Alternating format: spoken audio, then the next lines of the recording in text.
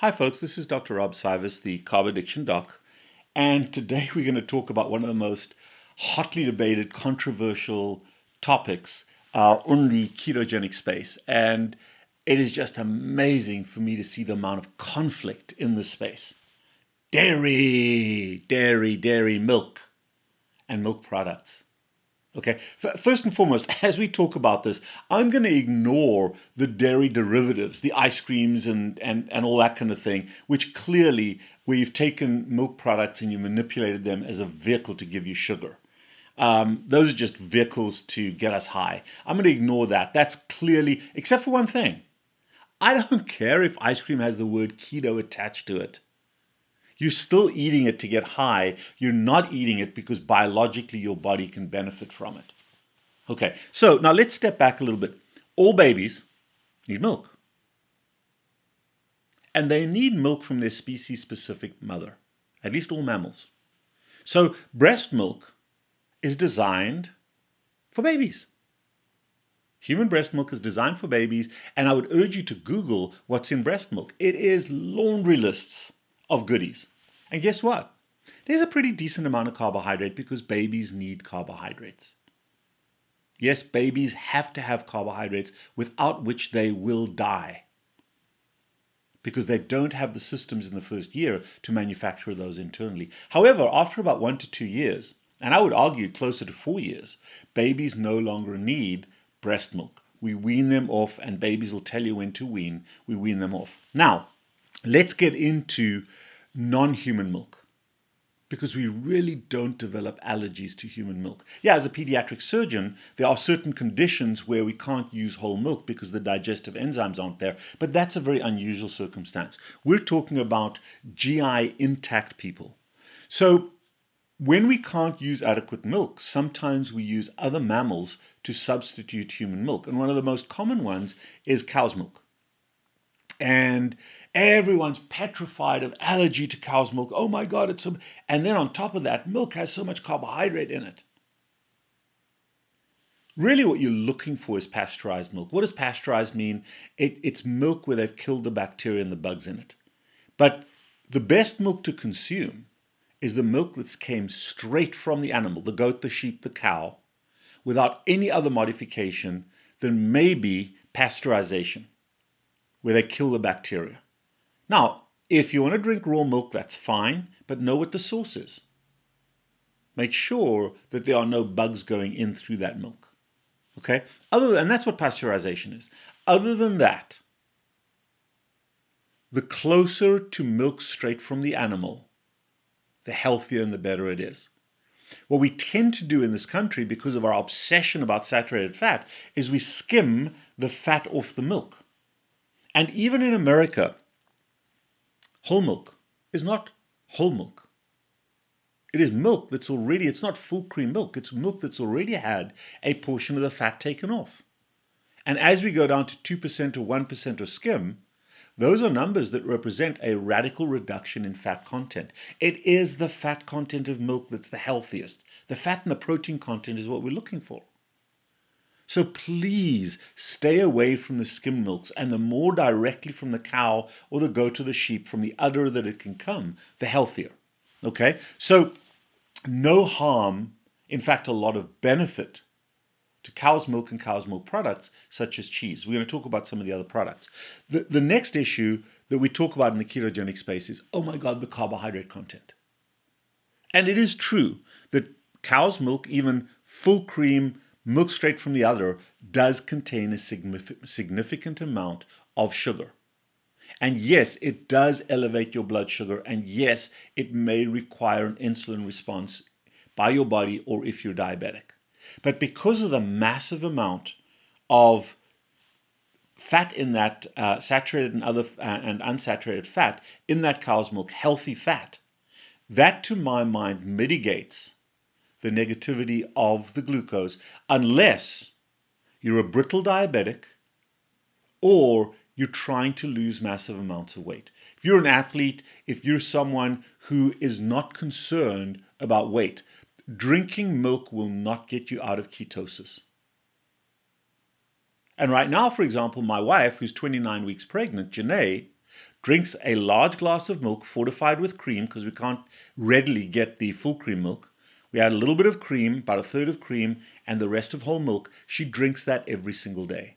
The value is enormous, and I can assure you, because she wears a CGM on a regular basis, a continuous glucose monitor, it does not knock her out of ketosis, and it doesn't bump her blood sugar significantly, because she is insulin sensitive. And that's the key. When you are insulin fat adapted and insulin sensitive, a little bit of whole milk every now and then does not cause you harm, unless you're an insulin dependent diabetic, or unless you're trying to lose weight and maybe you come from the high insulin production side. If you are insulin resistant and you're trying to get better, avoid the whole milk. But it is a very valuable product once you get into insulin sensitivity, should you choose to. Not drink it all the time, but from time to time it has tremendous nutritional value. Tons of vitamins, tons of minerals, tons of nutrients. So don't malign it. And that is in the keto space. But if your intention is weight loss or diabetes management, or you're still trying to get rid of metabolic syndrome, stay away from milk as you transition. But once you get there, it is not a bad thing to have from time to time. Certainly cheese is absolutely fine. The biggest problem with cheese is that it may constipate you. But cheese also is absolutely fine. Now let's talk about yogurt. Yogurt in the United States of America is almost impossible to get without added sugar, or without having had the fat skimmed off. Where I come from in South Africa, we have double cream and full cream yogurt, which is absolutely fine. It's made from full cream milk, no additives. There's a little bit of sugar, but there's a ton of fat, and that is a very healthy form of yogurt. The concern for me with yogurt in the US is the fact that the fat has been removed. And secondly, there is a concern. Now, this is a concern we didn't talk about when it came to addicts. When it came to people who've been morbidly obese, type 2 diabetic, or who have had severe metabolic syndrome, where your relationship with carbohydrates is at a point where you've lost control and you never will have control. Where if you come from that category, probably not a good idea to drink your calories. So this has got nothing to do with the biology. That's why we say it's okay to eat cheese. Cheese is basically milk. But to drink your calories is a problem. So for our addicts, for someone like myself, I don't drink milk. And the reason I don't drink pure milk is because I would struggle to stop. But for someone like my wife, who's never had a problem, a glass of milk is absolutely healthy. So it's not about the milk, it's about your relationship with it, and it's important to understand that. Okay? Same thing with yogurt. Yogurt, even the full cream yogurt, for me is on the no list because it's a liquid, it's a soft thing that runs through a fork, rather than being something that I eat. And I try to artificially divide nutrition from hydration.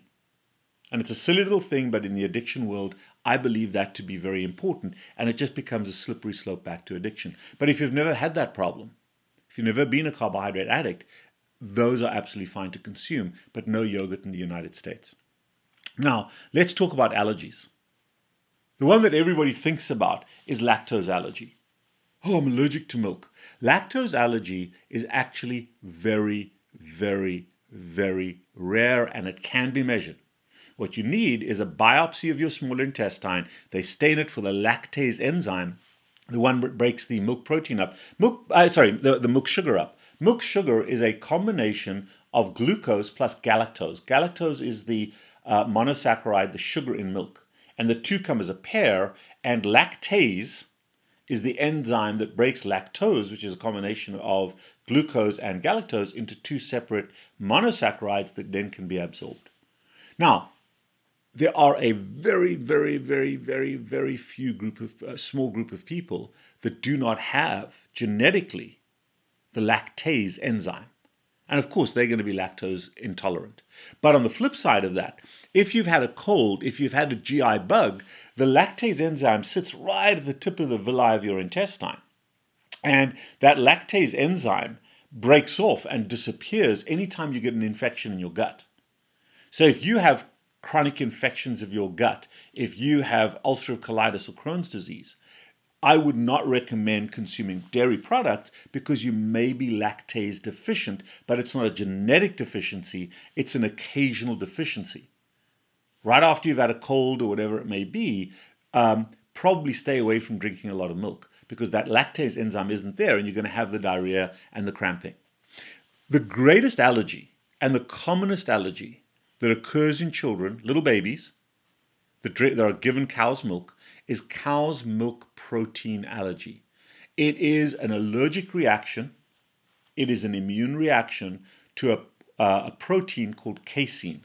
Casein, and there's about 6 or 7 different forms of casein in cow's milk, the body reacts to it, and your immunoglobulin E molecule in the gut reacts to that and can cause all kinds of cross reaction. It's interesting that it may be a true immune response directly to the casein protein, which is your common protein allergy, but there's also a cross reaction where you get an autoimmune type reaction where things in the human body that look like that casein protein are similar enough in structure that the same immune surveillance that sees casein as foreign now sees the body as foreign as well, and you get an immune reaction, and that can occur in joints, it can occur in muscles, it can occur in brain tissue. So there's both the cross reactivity plus the gastrointestinal upset that comes from casein allergy, but it occurs anywhere from 1 to about 5% of babies, and it can be a very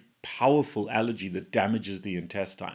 But that means, and we always focus on those that get, that means that 95 to 98% of people have no issue. Have no issue. And then the other thing that you also got to remember about milk is for those athletes that use whey protein is the common protein that derives from milk. That's what it is. Oh, I love my whey protein, but don't do dairy. Well, you're doing a subfraction of dairy. It is better to get your whey protein together with everything else in forms of dairy that may be cheese. And we can debate milk further. I certainly, in my coffee right now, there's a cappuccino, which I have on the weekends. There's heavy cream in here and a little bit of whole milk. Didn't die of obesity right there. And it's not a slippery slope. So a little bit of whole milk, a little bit of cream. Cream is where that milk has been taken out and you've mostly got the fat in there. Both of those are absolutely fine. Now, at times when I'm trying to drop weight, I cut those out because they are calories. But for the taste of it, I'd much rather drink coffee than Coke. So this is a hotly debated topic. And I'm not saying you have to, I'm also not saying you don't have to, but those are how you make decisions. And make decisions objectively rather than by knee-jerk emotional reactions. All too often we hear something from somebody who claims to be an expert and we buy into it because they're emotive and we, oh, this is so bad, and we become evangelical about something, about our beliefs, not about the facts. Sort the facts out for yourself. Do you need it? Do you enjoy it? Is it causing you harm? Then make the decision, but don't clutter your decision with your addiction. I know that may have confused you more than it helped you. I'd be happy to discuss individual cases with individuals and give you my take on it. In my own life, it's very simple. I eat cheese. I eat a fair amount of cheese. I stop eating cheese when I get a little constipated. And I add other sources of fat, salt, and water to overcome the constipation. I drink a little bit of whole milk and a little bit of heavy cream in my coffee from time to time, but I'm also very comfortable drinking black coffee. That's the extent of my dairy intake. I certainly don't eat ice cream. I don't eat yogurt, not in America. And I certainly don't drink skimmed forms of milk, whether it's the 2%, the 3%. And to my mind, one of the worst things you can do is use the juice from almonds. Oh, it's almond milk because it's white. No, it's not almond milk. Oatmeal milk. No, stay away from those guys. Stay away from those guys. I know that may have confused you. Maybe it helps you, but think logically rather than emotively and make decisions that are best for you.